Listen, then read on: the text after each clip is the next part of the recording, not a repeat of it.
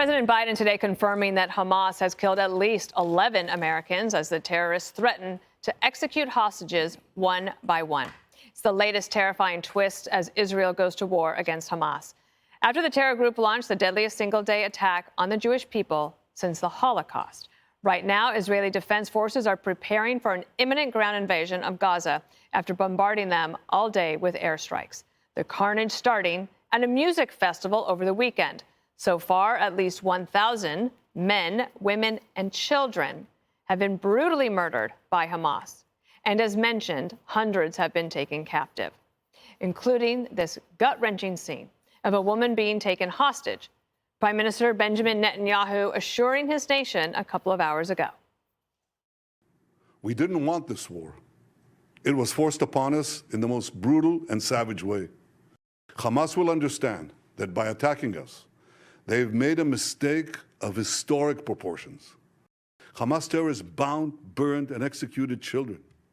They are savages. Hamas is ISIS. And now everyone is asking the $6 billion question. Did the Biden administration help fuel the terror in Israel? The Wall Street Journal reporting that Iran was directly involved and worked with the terror group Hamas for weeks to plan the attacks. This comes directly after the U.S. unfroze $6 billion in Iranian funds. But the White House insists the money isn't going to terror. Money is fungible, so Iran may have known this money is coming and used other funds. Iran has unfortunately always used and focused its funds on supporting terrorism, on supporting groups like Hamas. And it's done that when there have been sanctions. It's done that. That money can be refrozen at any time. Doesn't that seem like a good time to do that? We won't hesitate to make that decision. None of that money has been allocated or gone into Iran yet. They don't get access to it. It is only for humanitarian purposes. All right, Judge. Obviously I was away last week. I was able to see the 5 on Friday, and then I think, okay, so I'm gearing up. Monday, I know what we're going to talk about internal politics here, all these things, and it only takes something like this to completely focus your mind on what's really important. Yeah, not only what's really important, but also what is really dangerous. The truth is that the magnitude of this cannot be understated. I mean, without even getting into the history of why or how the Jewish people there has been an attempt to exterminate them. From the beginning of time to Hitler to now, we have a group that is doing this not for a military reason, but to destroy and kill Jews. And we have to recognize that. That's what this is about. It's not about territory. It's about killing and erasing the Jewish population. Now, the failure of U.S. and Israeli intelligence has changed the nature of terrorism. And for the first time in our country, and I think that for the first time in history, we're seeing terrorists operating in a way that is tactical, that is organized, and is orchestrated. And it's no surprise that Iran was behind it, because when you think about it, these tactical movements, they went after the military. I mean, they even seized a tank with an Israeli commander and crew in the tank. That's like unheard of in the military. They went after children and families, house to house. They put a missile into Tel Aviv from Gaza, and they have now taken hostages. So the fact that we didn't know this was coming. The fact that even, I think Jake Sullivan said not that long ago, gee, it's been so quiet that as a secretary of, not a secretary of state, is his position of national security advisor. He said, we haven't seen something like this in decades. It's almost the calm before the storm. Could I play that, Judge, and then have you continue? We have this, if you could pull this up, call for number 1. Here's Jake Sullivan. Middle East region is quieter today than it has been in 2 decades. Now, challenges remain. Iran's nuclear weapons program, the tensions between Israelis and Palestinians.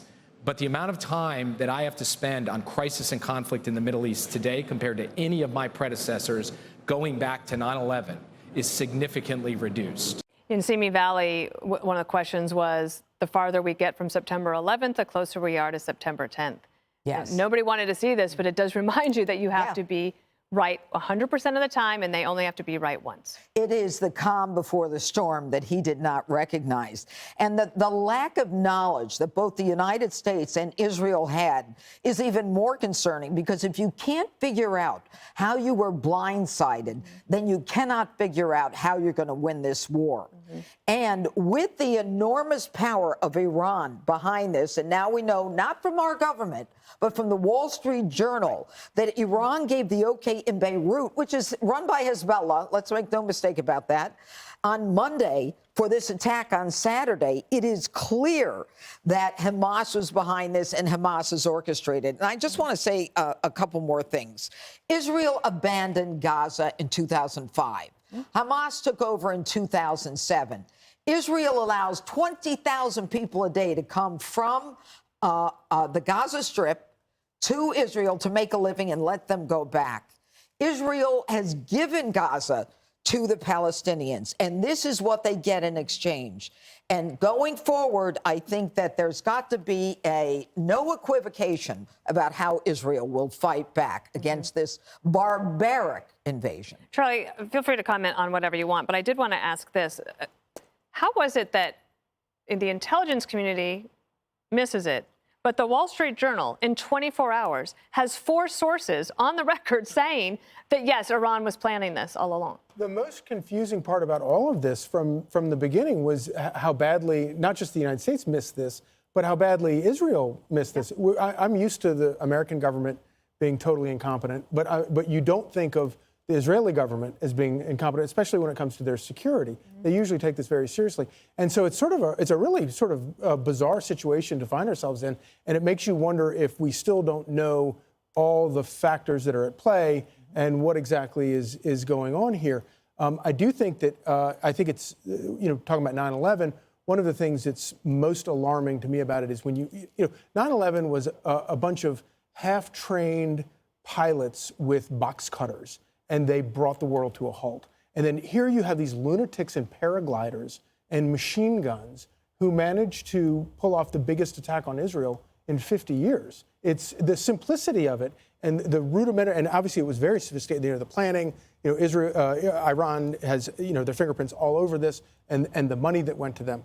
And of course, why did they, this is 50 years and 1 day after the start of the Yom Kippur War. Why did they wait 1 day? Because they wanted to kill Jews on their Sabbath. That's how these people operate, which I think tells you about all you need to know about these people. If you were Israel and you were living in that part of the world and you value human life, you're at a tremendous disadvantage when you're dealing with people who have no value for human life. Jessica, I'm just going to open the floor to you, because I imagine that you probably have friends that are there and reeling. A lot of friends. One of my best friends, her family now lives in London, but a bunch of them are still in Israel. They're in Tel Aviv. They're safe, thankfully. But it has been nonstop tears. Her mother says it is impossible to do anything but to cry when you look at what's gone on and all that they've worked for. I mean, they have spent decades creating a peaceful coexistence, or what they want to be a peaceful coexistence with the Palestinians, as the judge said, privileges coming in and out. There's a tremendous Arab population within Israel that are treated just as Israeli citizens, given things like Social Security. I mean, if there's an Arab suicide bomber, the Israeli government will still take care of their family after that person detonates.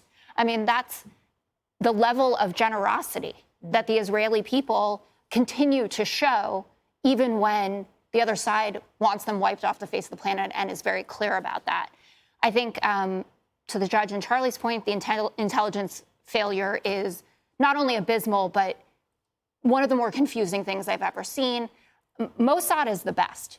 Yeah. I mean, I say that with incredible pride in the American intelligence forces. And they would even tell you, if you want something done, Mossad is the one that knows. And it raises the questions. There was a report that came out earlier today, and the Israeli ambassador was on with Neil Cavuto. Neil asked him about it, that Egypt had reached out about 10 days ago and said, we're hearing rumblings about something coming, and that they were surprised by how disinterested Netanyahu was in that.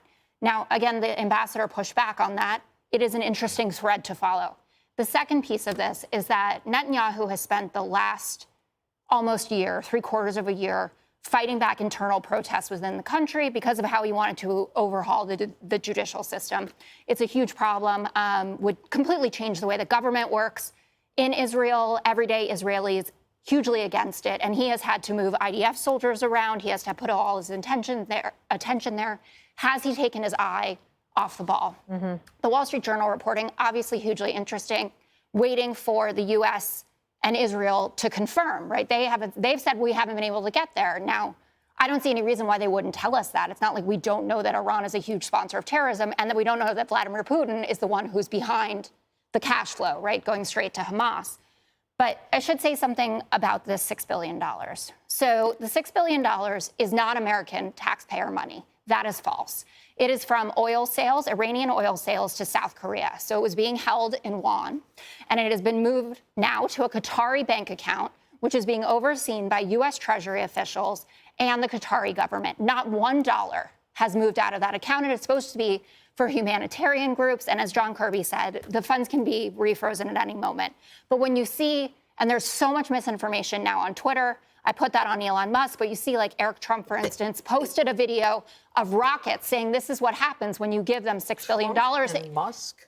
Yes, actually. So the rockets that he put up there was actually from Aleppo in Syria from 2020. He took an old image and said, this is what you get.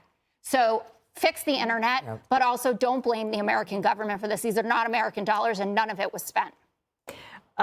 Greg. Well, I mean, the obvious answer is nothing is ever going to be direct because money is fungible, right? You give me $100 to buy a coat and say it's only for a coat. That means the $100 in my bank account that was originally for that coat, I can spend on knives and a rope. That's how it works. Yep. Peaceful coexistence is really easy to undermine with a mind virus. This isn't about territory. It's about an ideology. And it's not about just Israel. It's about us taking our eye off the ball. We're going to talk about this topic for an hour, and viewers may wonder why, because we have our own challenges here, but it's the same challenge. The difference in Israel, it was a surprise explosion of atrocity, but ours has been a slow boil coming for years. It's not Hamas versus Israel, but we're on a road to Damascus real soon. Have you seen the celebrations outside? It's absolutely amazing how professional those signs are. And to do that in just 24 hours, it's almost as though this was planned and that every celebration around the world knew that this was coming. So you have an explosion of violence and you have a slow boil here, but the origin of heat is the same.